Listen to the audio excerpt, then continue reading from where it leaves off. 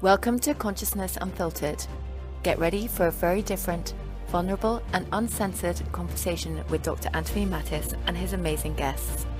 They'll be sharing the powerful tools of Access Consciousness that have helped thousands of people all over the world to create change in every area of their lives. Hey, what's up, everyone? This is Dr. Anthony Mattis. Welcome to Consciousness Unfiltered. I'm not really sure what the title of this particular podcast is going to be. Let's just say it's got something to do with parenting. And I don't want to use the word letting go as a parent, but let's just go with that for now.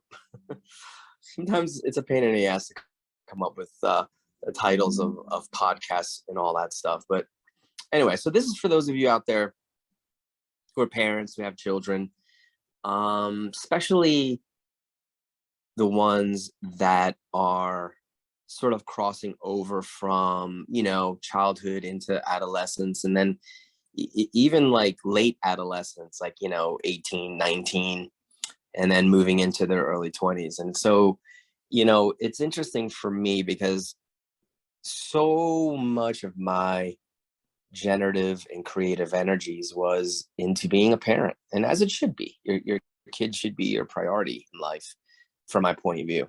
And I am going to share a lot of my points of view about parenting, and by no means you have to align and agree with it at all. I'm not trying to defend anything other than just sort of maybe sharing my journey a little bit, but also things that you can maybe do when, you wake up one day and you're like, holy shit, my kids are all grown up. Now what do I do? But the question should be like, now that my kids are all grown up, what do I get to do? Oh, there you go. There's the title.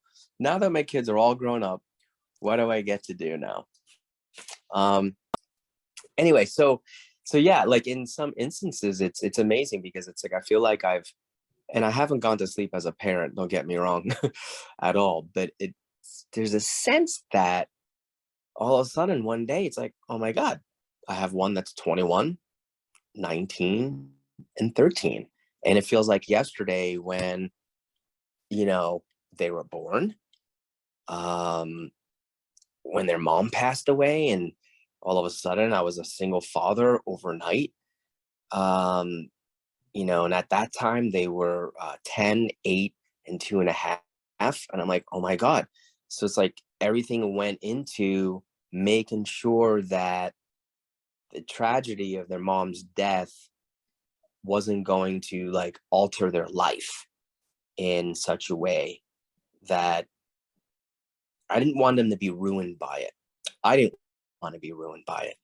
And then all of a sudden it's like, I got a 21-year-old son and a 19-year-old son, and the big guys in the Marines and United States Marines, and the 19-year-old is an actor and just landed a lead role in a movie. And my daughter's 13 years old and extremely independent.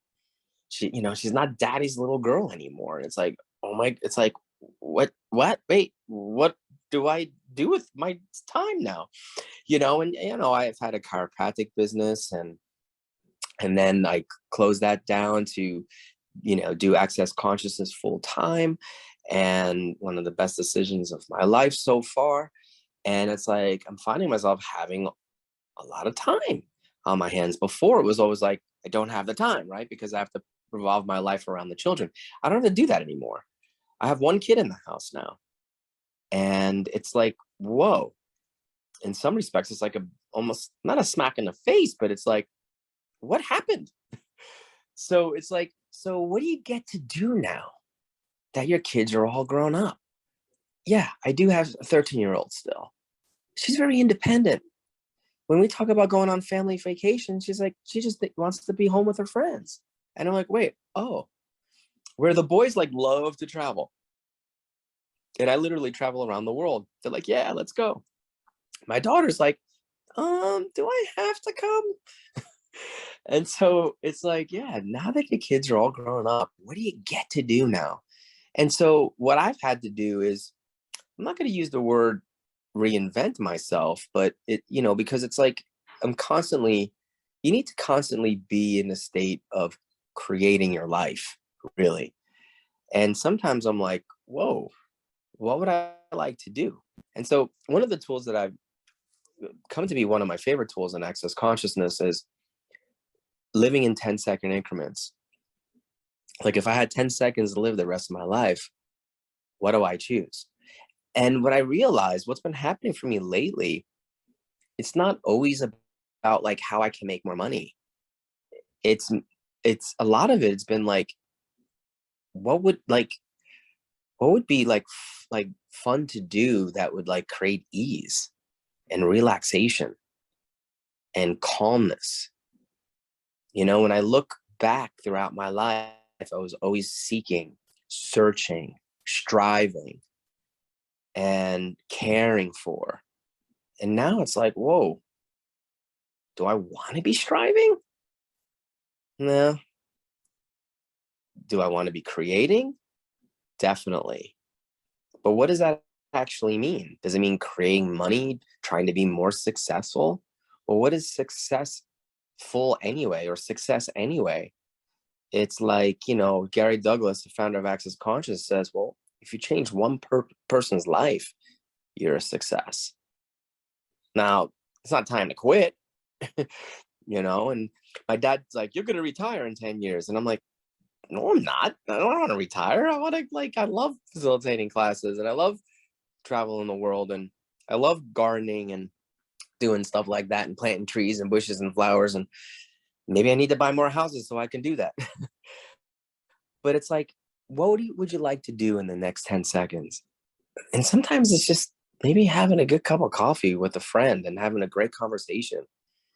I find myself less tolerant or not as much allowance of when I meet with people for lunch or dinner. And if the conversation is not about creating, I'm just not into the gossip and complaining about what's not right or what's wrong about the world that we live in, because there's plenty of that we can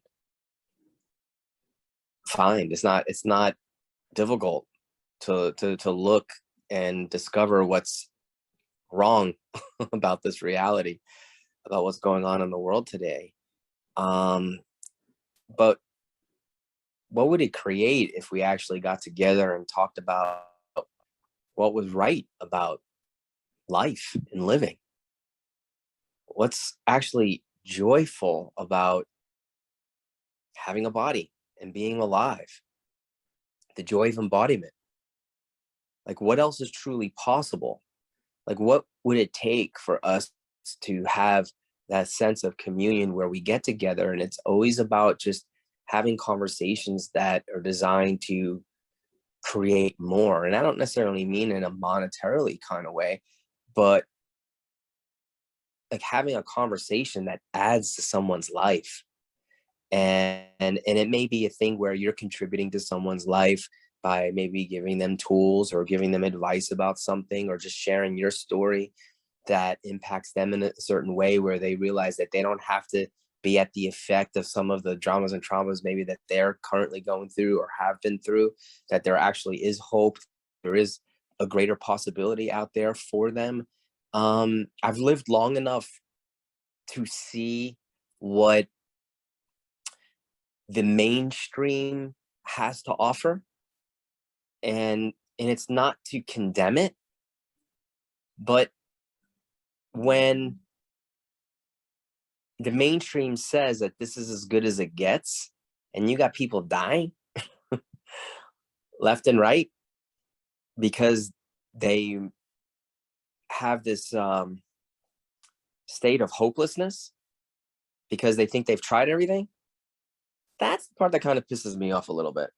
Because it's like, no, you haven't tried anything. There's a bunch of amazing techniques, modalities, philosophies, if you will, tools that exist out there that are way beyond the mainstream, tools that will never be acknowledged in the mainstream world for a variety of reasons. And I'm not going to get into that right now.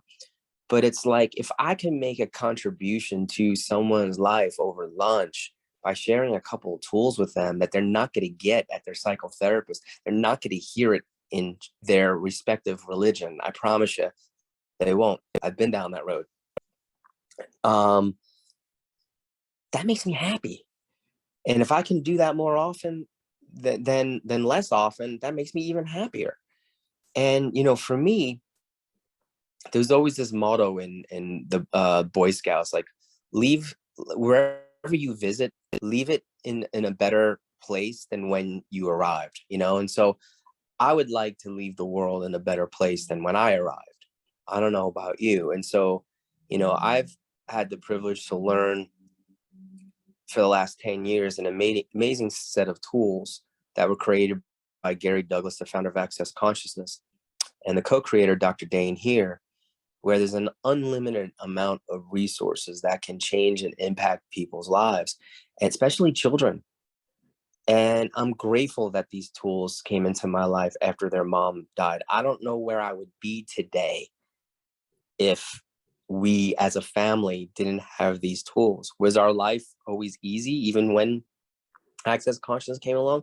No, we went through our struggles, but we had these tools that were available that we couldn't get in psychotherapy or group therapy or family therapy or whatever. And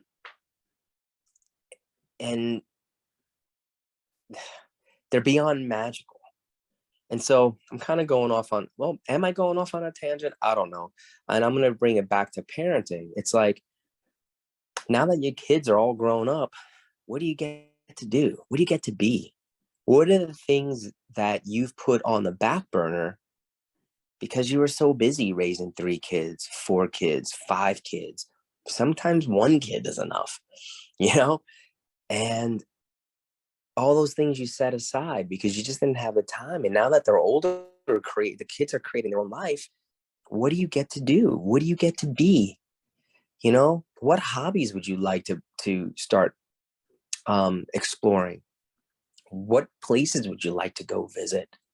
It's so fun visiting different cities and countries and cultures and meeting amazing people who are interested in the same types of things that you're interested in. It's just a beautiful thing because it gives you that sense of true oneness and what's actually possible, not war and separation and judgment. So what would be fun for you? What would you like to choose and create? And I know some of you are like, I don't even know anymore. I've shut that down in me for the last, 20 something years. And one thing that I've noticed is like a lot of people's like to say like their health. They've let their health or their body sort of fall apart. And it's like, then they spend the latter part of their years just trying to fix their body, their broken bodies. And it's like, what would it take for you to sort of, I'm not saying to go out and exercise either. All right. You can if you want to, but it's like, it's more like, what would it take for you to sort of be in the question with regards to what your body requires? You know, what foods would it like to eat? How would it like to move? What kind of exercises would it like to do? Okay. Not all exercises are appropriate for all bodies. You know, what kind of mental relaxation, mental joy, excitement would be fun for you? What would you like to do besides work, or raising your kids? You know, and it's like, and if you're not, here's what happens when your kids are sort of like in their early 20s, or what can happen, because it kind of has happened to me. It's like you're so used to sort of being in charge of their life that they get to a point where they don't need you to be in charge of their life. They have to start making their own choices. We have to, as parents, be willing to create the space for them to fail. But is there ever true failure? Or does every choice they make create an awareness? No, I listen, I'm probably one of the most controlling Italian, Puerto Rican, because I am, my blood, those things, so I can say that. Parents there are. And I've probably taken on the role as father and mother throughout their lives. So I think I'm like double dose, unfortunately for them, and fortunately for them as well. But it's like I have to remind myself to let go of the reins, to stop being a control freak of magnitude, because all it does is pushing them to want to maybe make choices that otherwise wouldn't create greater for them. We can't prevent our kids from falling. We can try. We can talk to them about if they choose X, Y, and Z, it may create A, B, and C. But until they go through it, they're never going to have that awareness.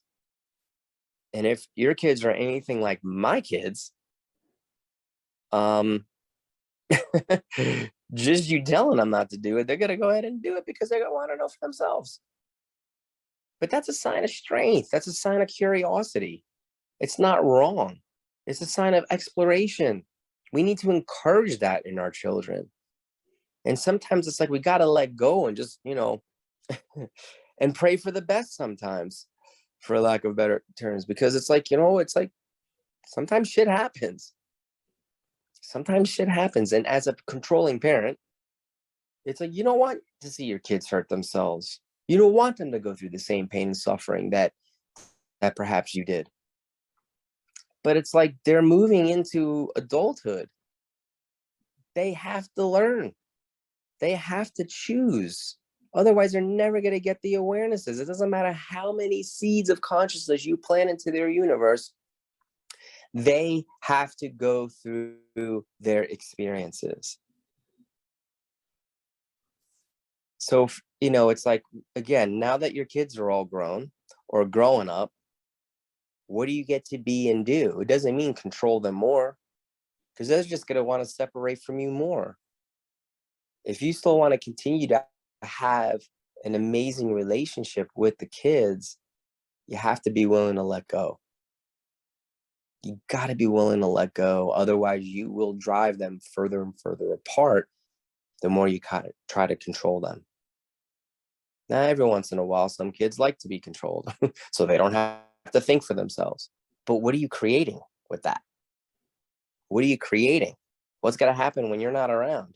They're not going to know how to choose for themselves. They're going to be so used to someone else doing it for them.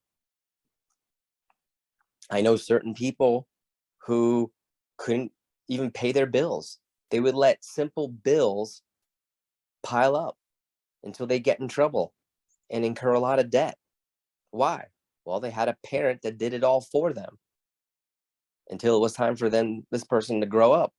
But they weren't ready to grow up, even though they were like in their late 30s and early 40s. So it's like, what are you creating when you're trying to prevent your kids from falling? What are you creating when your whole entire life revolves around them? When they're little, absolutely. Okay, absolutely. But as they're starting to get older and desiring to fly the nest, so to speak, or the coop, space. What space can you be for them to fly and soar? Yeah, you'll always be there. It's like, I'm here for you. I got your back. But part of having your back is letting you go and being willing to let you fall flat on your face. And let's just hope to God that, you don't hurt yourself too bad in the process. But sometimes some people need to hit rock bottom. And so, again, part of this conversation is about that. The other part of the conversation is really, again, as a parent, now that your kids are all grown up, what do you get to do? What now for you?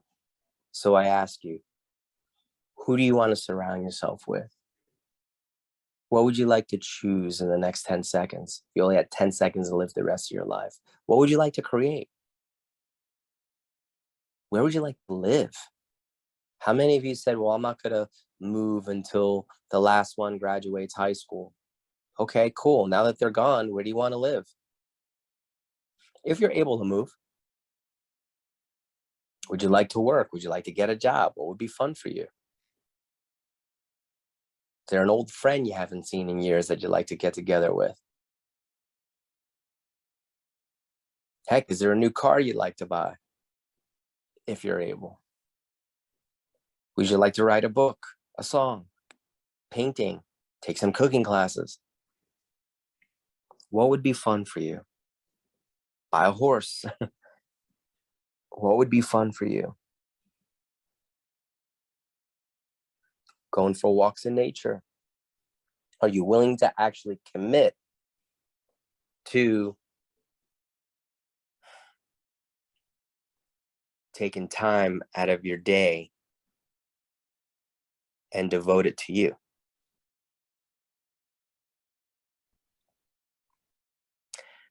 So anyhow, this is more of me just kind of letting you into my world. I hope these questions at least help and got you to start looking at different things.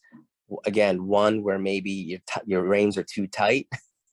It's like, okay, they're in their 20s now. They're not 10 years old anymore. And trust me, I've had moments like, oh my God, they're not 10 years old anymore. And as much as you want them to be, they're not. Maybe you need to go out and get a dog, get a puppy. If you're anything like me, you may need somebody to take care of. Go get a puppy or a cat or something, or goldfish, But it's like, what would you like to create? Now you get to live. You get to live in a different way. Your living before was raising them. Now you don't have to raise them anymore. What else do you get to do? How do you want to live your life now? So that's my invitation to you is, what do you get to be, do, and choose now? Now that they're all flying the coop.